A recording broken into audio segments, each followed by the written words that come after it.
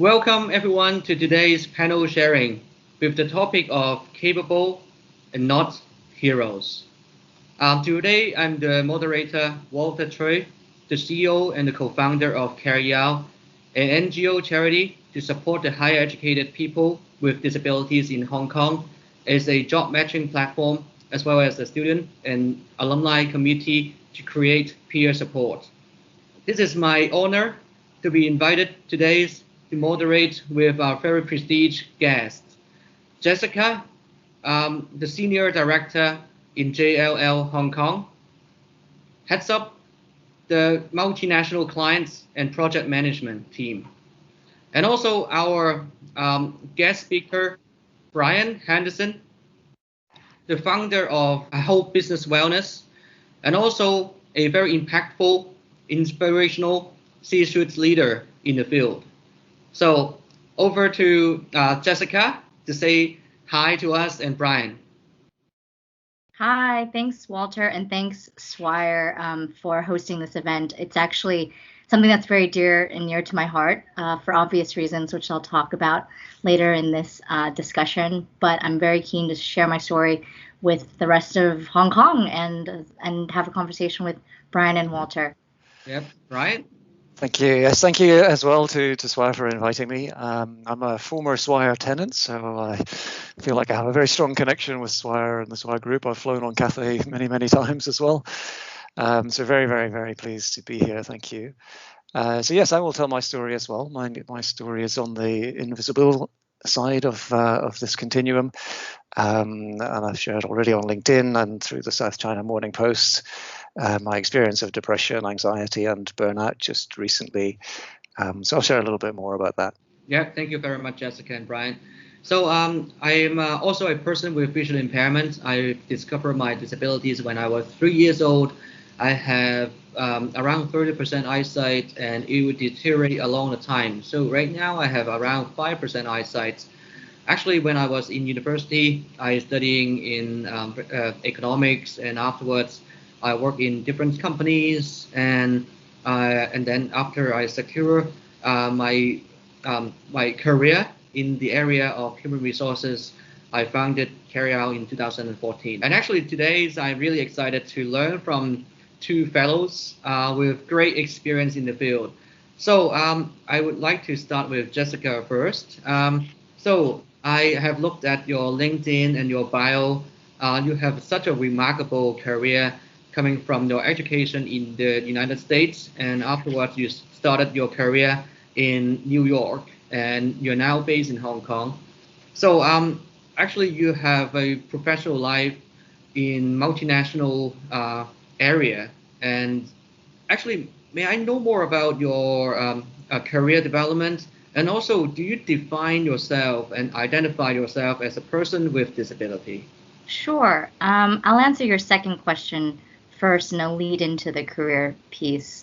So no, I don't identify myself with a disability. I actually identify myself as an individual with different sorts of abilities that might be different to other individual abilities of the general population.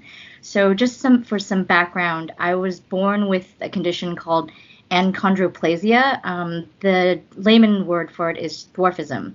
So it's a genetic feature which, when I was born, it had a dwarfish effect on the growth of my limbs. So my torso is the same size as a normal human body, but my physical limbs are just shorter in stature. So I'm physically different when I meet you, and when I meet others in person, it's very obvious. But I think, I act, I behave normally as anybody else does in the corporate sector and in basically the professional sector. My difference is very visible, but I'm not invisible. So growing up, I was very different. I had always insisted that others don't treat me any differently. And aside from being very vertically challenged, I saw myself more as a person with ability than disability and what I made of it. So one thing that really affected me in the day-to-day is the interaction with the office space or with my home space. Being that I'm shorter, a lot of things in my day-to-day had to be adjusted to fit my use of it. So that actually propelled me to go into design and architecture, and designing for everybody. When I was in university, I did architecture for my undergrad just because I wanted to influence the way that accessibility is viewed through a different set of eyes or a different lens. And that ended up going into construction, where I physically worked with clients like some of the large multinationals that I work with now, on advising them or just giving them a different perspective of always think of the other, as well as thinking of your staff, because the other could possibly be your staff one day. And that is kind of what made me kind of travel the world. JLL has given me an opportunity to work from the US and now to Singapore and now here to Hong Kong. And I wanted to make more of a conversation around this, because everybody that I've met in the world that I've interacted with have been very, very open, and they're open to hearing about my experience. So that is kind of how my disability or ability in some ways has influenced my career path and where it's driven me today. So thanks, Walter. That's part of where I'm from.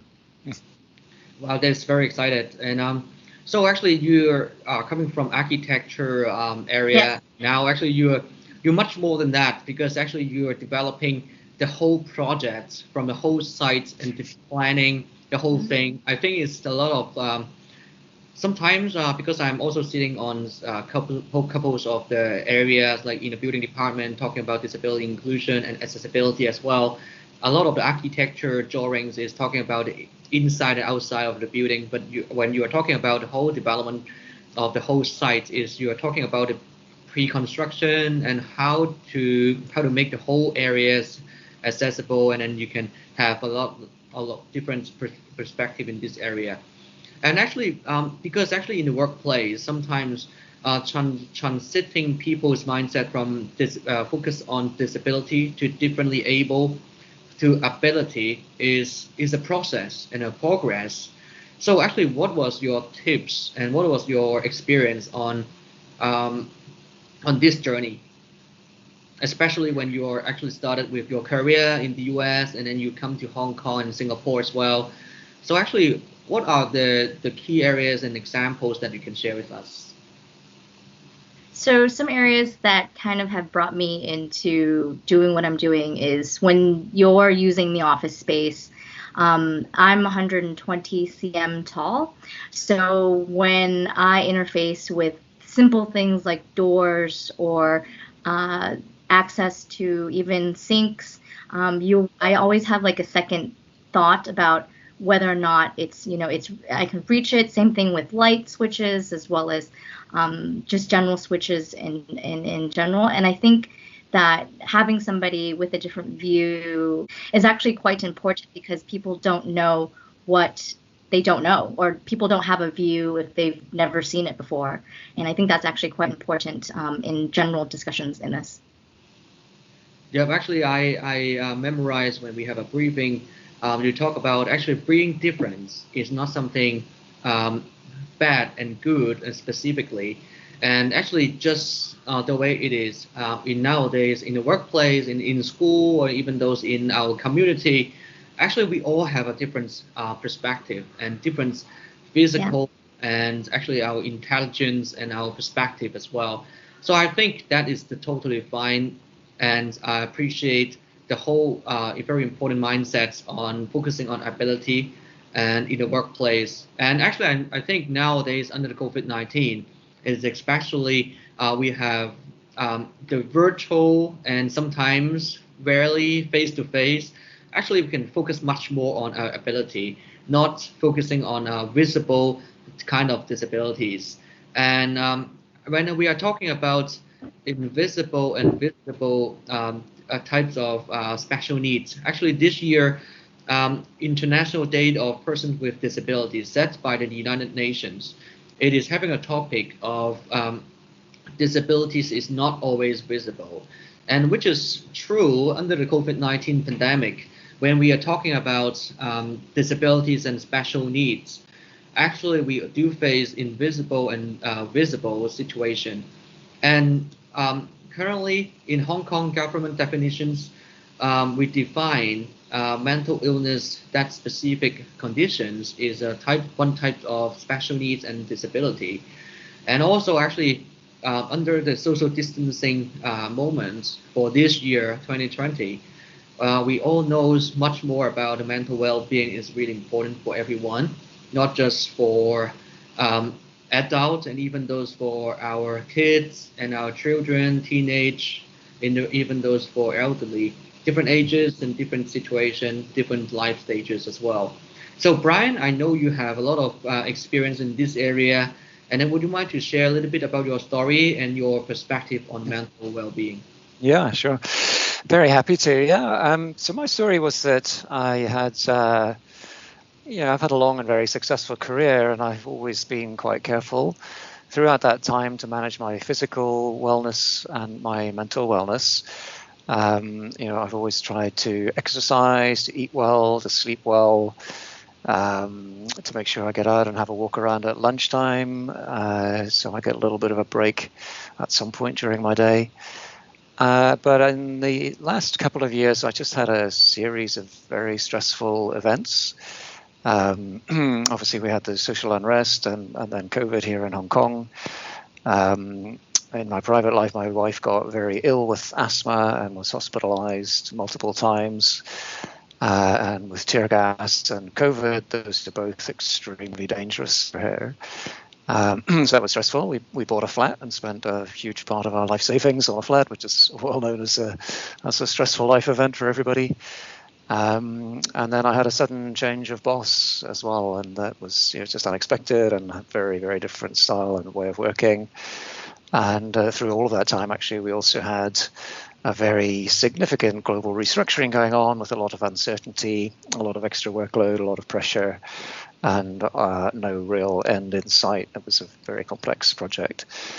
So I found over that period of time that I was not enjoying life quite so much. I was really struggling to focus. I could never get on top of my email. I would be often late for meetings. I'd be unprepared for meetings. I kind of lost my sense of direction. And I also had some physical symptoms. I started getting insomnia, really struggled to sleep. I'd be wide awake in the middle of the night and really not able to go back to sleep. And I had an upset tummy as well for several months. So eventually I went to my GP with my upset tummy and my insomnia, and she sort of chatted to me for a while and then said, do you think it would be a good idea to see a psychiatrist? Which I was very grateful for, and I jumped at the opportunity to get that help. But in the end, I had to take a break from work. It was just not really working for me or for my boss. And so I had to take a break and really focus on my mental health. And did a lot of meditation and yoga and various other techniques that I use to improve my mental health. So that's my story. And I've learned a lot about that. As Jessica said about herself, I don't see that necessarily as a disability. It's interesting that the government defines it that way. But many mental illnesses actually are curable or at least manageable. So you may need special arrangements for a period of time while you're struggling with it. But most people get back to a more or less normal functioning with the right support and the right treatment. Yep. So I appreciate Brian very much for sharing this openly. And actually that is a very good experience in this area, because actually a lot of the situation when people actually who face the challenges in life, they're not even seeking help and not even step into the GP clinic and to seek advice and consultancy on this area, and so that you can get the professional support from the psychiatrist.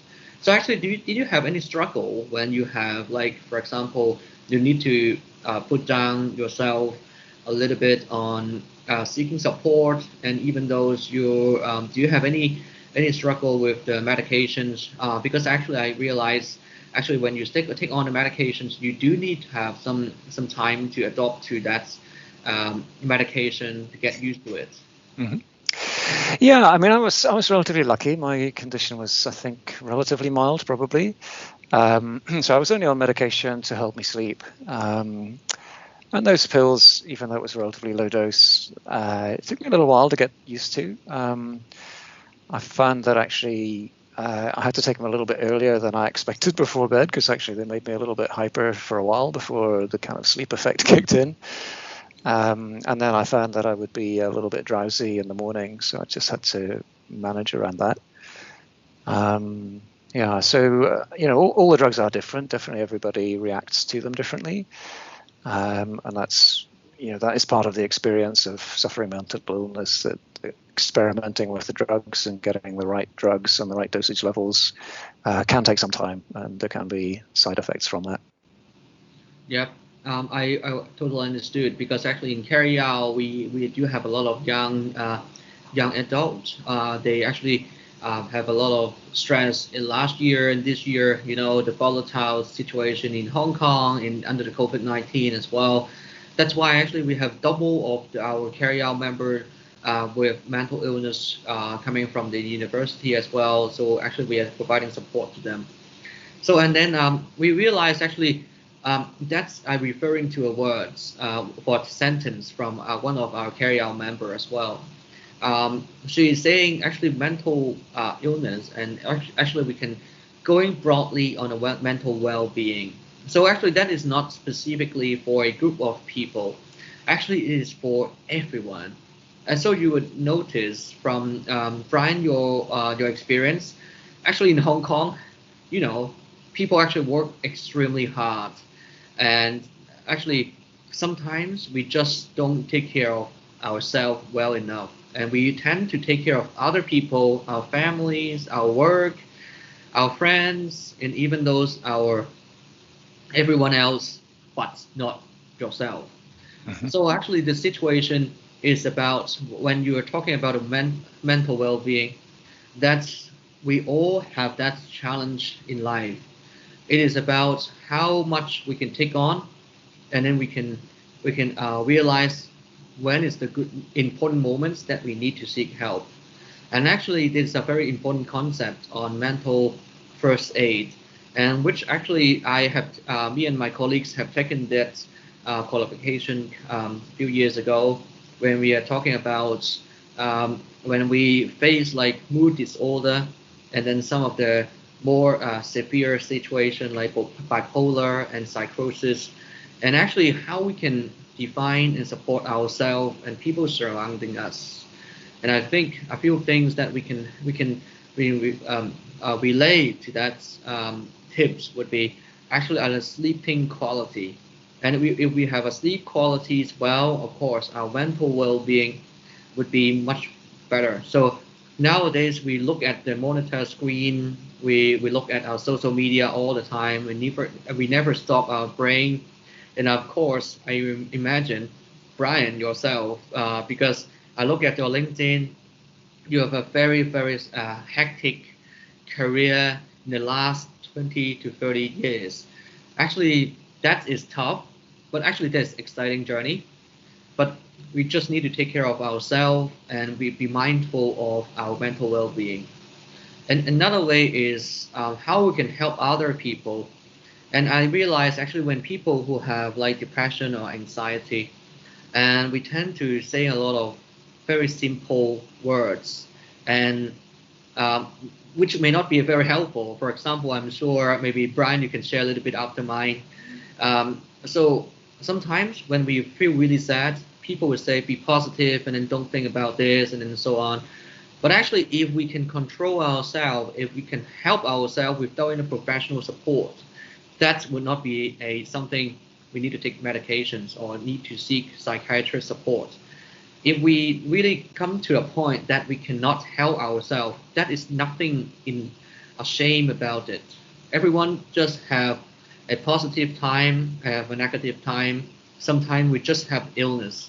And before the sharing, I hear actually Brian, what you're saying is mental illness is just an illness. We can cure that with, or actually we can manage that with medication and professional advice and opinion and support.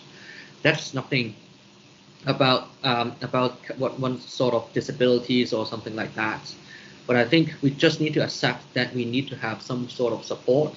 So actually, sometimes actually we have a tips that's actually being with that person in needs and encourage us, everyone, if they have the needs to seek the professional support. It's nothing a shame about visiting psychiatrists or actually talking about your difficult time to your peers, your friends, your families as well. So Brian, do you have anything to add on in this area as well? No, I think those are wonderful points, Walter. Yeah, I think that mentality about putting everyone else first, I do absolutely see that.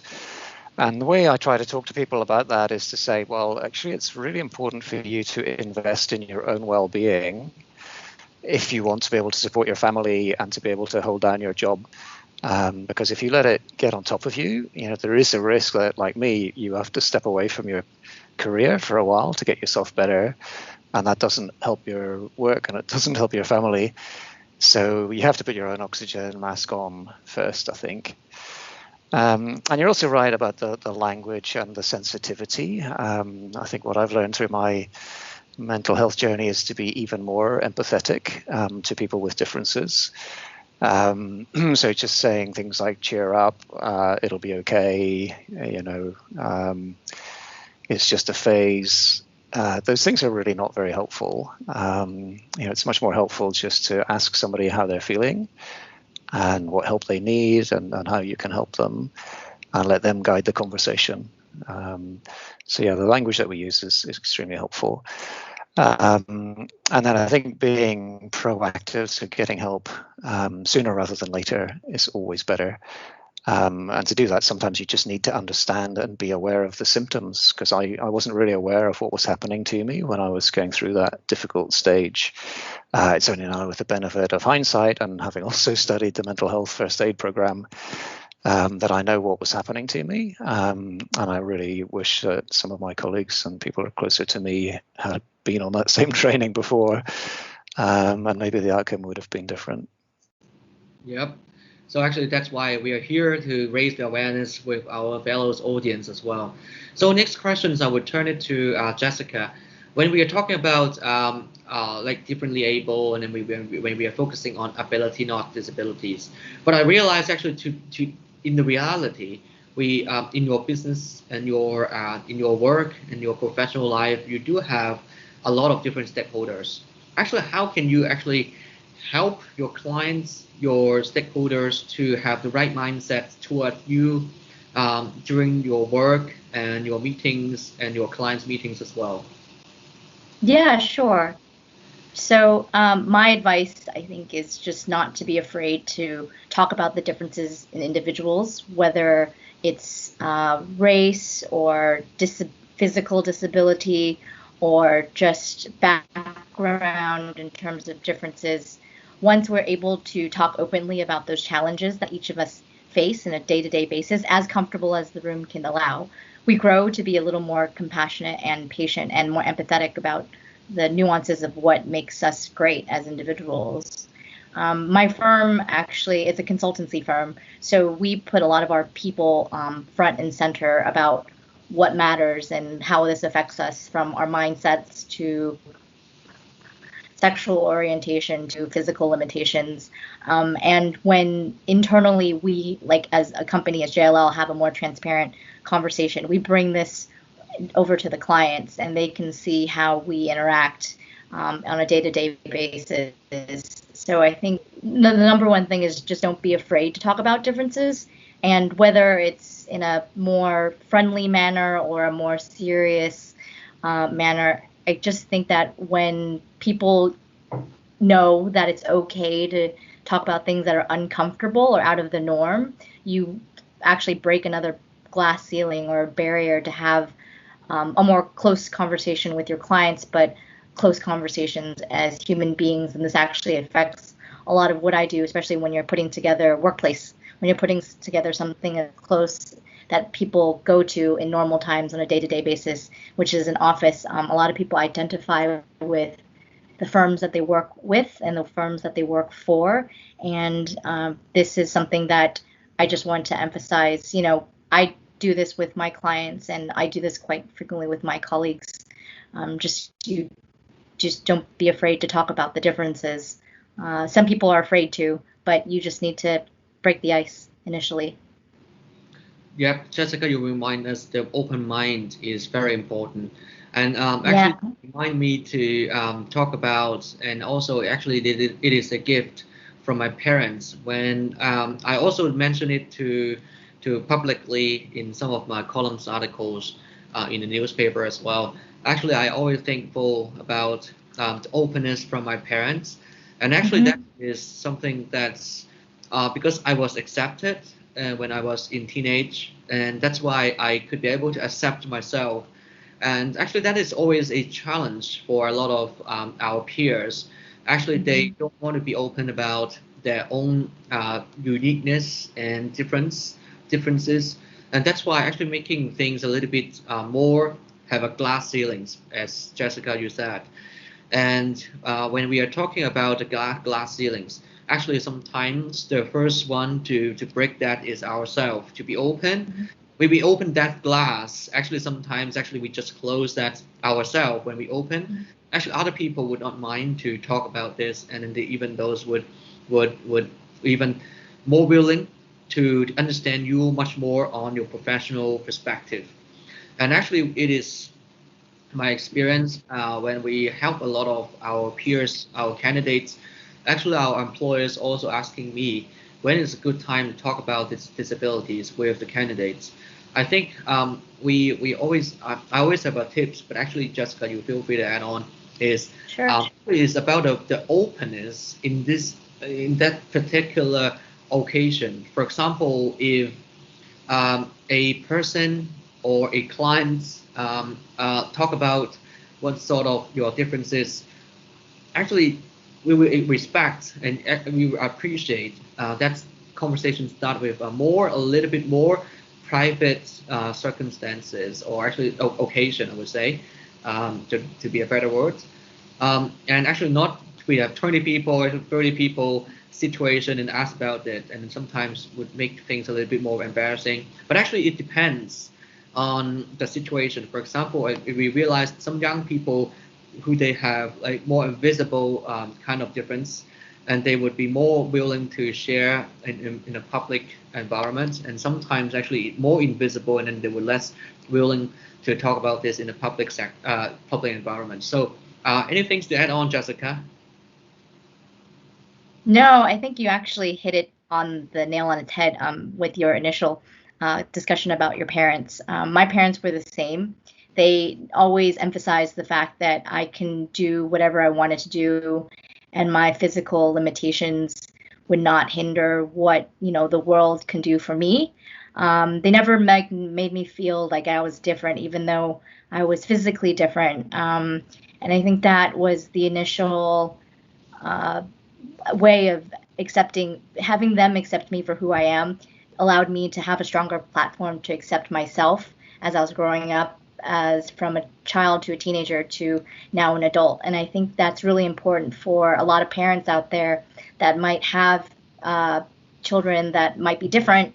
I think that you can't ignore their difference, but I think it's really important for you to celebrate and emphasize that it's actually okay being different, but with that difference, you can do anything. So that is actually 100% why I'm here talking to you today. Is because of the foundation that my parents gave me as a young lady, being able to conquer the world, break those ceilings, and never let anybody tell me that I couldn't do it because I was different. So totally agree with you on that first point, Walter. Yeah, Walter, if I could just chip in, I think the self-imposed kind of glass ceiling that you mentioned is a really, really important point.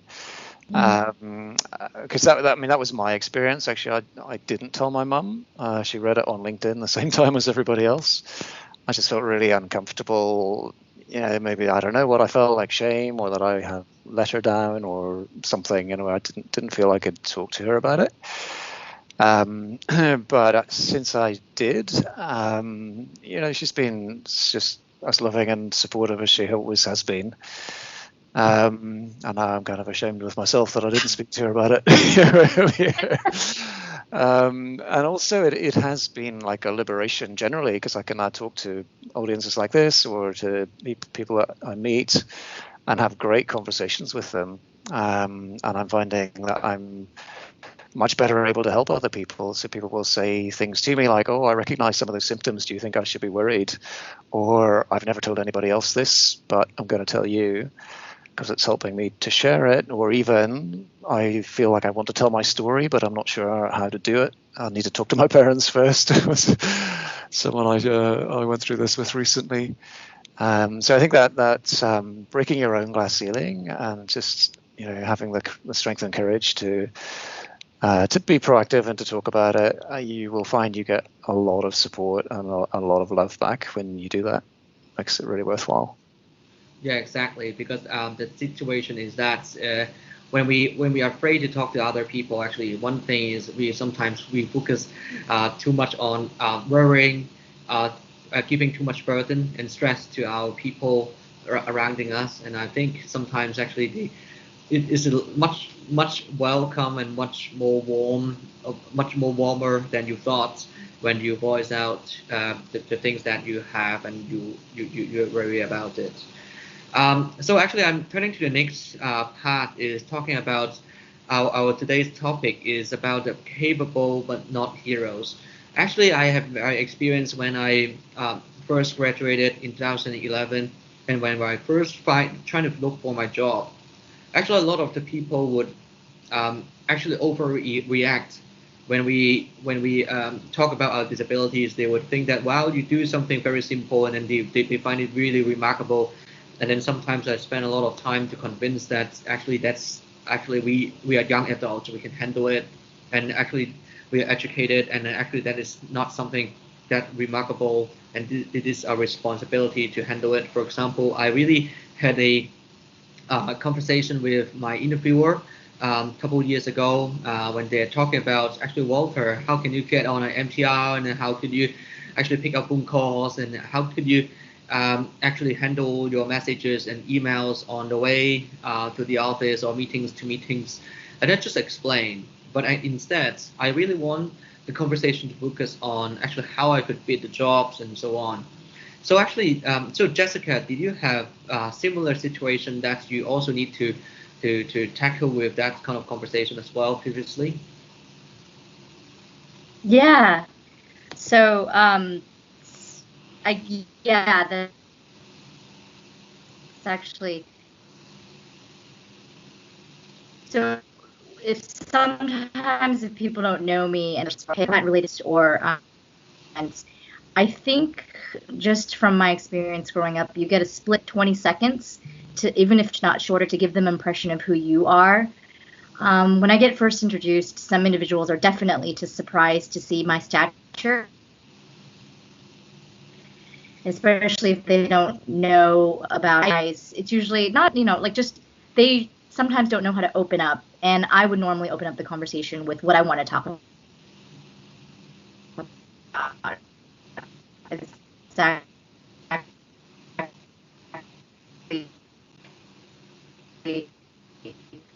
First mover's advantage. It's the first impression that, because I'm different, I'm trying to match others more frequently because they're not likely to match with my experience.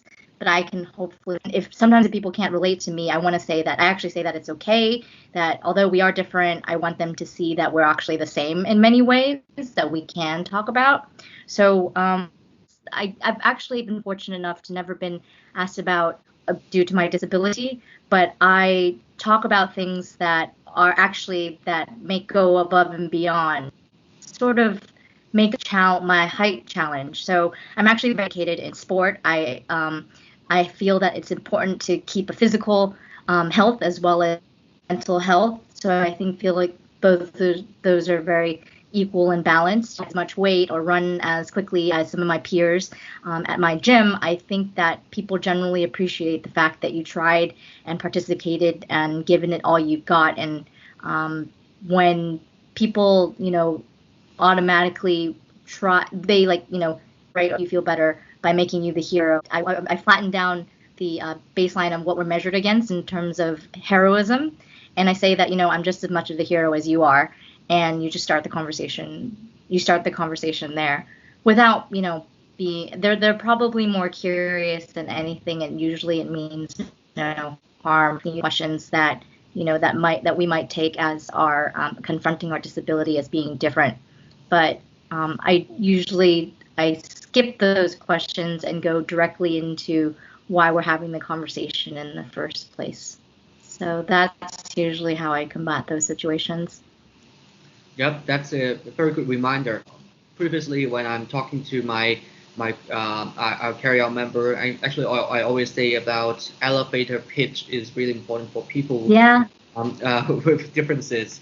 Actually, that Jessica, you point out a very perfect scenario. Is that actually the first impression, the simple word, not the elevator pitch, but actually the same meaning. Because actually, when we share with our carry-out member, actually when they want us to kickstart with the interviews, self-introduction, and the end would be the questions. Do you have any questions sections? And actually, they tend to sometimes they don't know how to put the right timing on mentioning about the disabilities. I think you just talk about the very important point that we need to kickstart with the right context to make sure we go on the good track, and to make sure actually the focus is in the disability, is in the ability, not disability. So actually, I'm also, it's fascinating to know that you also is a very passionate sport woman as well. I'm also a martial artist. I love sport a lot, and actually how I start with my soccer team when I was in America. It's a 1-year change, and my best moment was I kicked out of the field with the red cards because I can fully engage with the game. So that's great. I turn to the last questions. I would like to flow it to both Brian and Jessica, but I would just go to Brian first. So actually, when we are talking about disability inclusion strategy, we talk about a lot of our feelings, our own stories, but when coming to the business, how to create and implement a disability inclusion strategy. So I'm sure actually, Brian, you do have a lot of experience in your working experience as well, and your C-suite journey. Would you mind to share some of the tips here in this area? Yeah, I'd love to. Thank you. Yeah, so I mean, there are a lot of things. I'm going to talk about quite a number, but there will be many others. I think the most important place to start is with leadership buy-in. So busy C-suite executives are always very busy, and they have a lot on and many priorities, and they may not focus on this particular topic. So I think it's important to engage with them as to why it's important and what the impact is on their business. So in terms of mental health, the most striking statistic that I will share with people, some research done last year, which found that mental health results in 36.5 working days per person per year lost due to what they call presenteeism, which is when you're at your desk, you made it into the office, but you just aren't able to concentrate, you aren't able to focus, and you're just actually not functioning. And I was like that for sure for many days when I was really struggling. So there's roughly 220 working days in a year, so that's 15% of the working days gone, right? So you're paying people for 15% of time that they're not actually able to deliver. So that's one way you can engage with leadership. The next most important thing, I think, is actually for very senior people to be vulnerable and to share their own personal stories and journeys, because that really does lift the glass ceiling for everybody, and it allows everybody to feel like, yeah, okay, if that guy or that woman has had that experience, my experience is very similar, so it's okay to talk about it. That can change the culture almost literally overnight. Then beyond that, I think investing in a wellness program is important. Education and awareness raising is really vital. You mentioned the mental health first aid training. What I loved about that is it really goes into the symptoms and signs in some detail and helps you to understand what some of the behaviors might be and how to notice that in your colleagues. And that's a bit that even I missed myself when I was going through it. I didn't understand. So that awareness raising and understanding is really critical. And then beyond that, if they have got colleagues that you can identify have some sort of mental illness, you've got to then talk to them about what it is that they need, what help do they need, and how can you help. So that might be mental health leave days, just for them to get their head clear. It may be adjustments to their workload or their responsibilities. They may need slightly more time to complete their projects or a little bit more resources. Beyond that, you may have best practice would be to have on-site psychologists or counselors so people can go and have a chat and they don't have to worry about making an appointment and taking time off work to go and do that. And that also helps to normalize the conversation if people see everybody else going to see the counselor or the psychologist. So those are just some of the immediately obvious things I can think of. Things like mental health apps, like meditation apps and relaxation apps, things like that also can be very helpful for some people, but everyone's different, so you need a range of different things to support people. Yep. Thank you very much, Brian. So Jessica, over to you. I think, Brian, you should write our HR policy for JLL. Those were actually all points that I was going to list. I mean, you just really have to be able to get senior management buy-in and make it very visible that, it's actually okay to be different, whatever the differences may be, whether it's the invisible disability, which might be mental health related, or the visible disability, which might be general visible differences that people can see. I think that you just need to management needs to make it a point that the firm is okay with it. What I would recommend generally is, aside from hitting those points that Brian pointed out, is create an environment that you want to make people feel included, especially if some people don't want to have the spotlight on themselves for being different.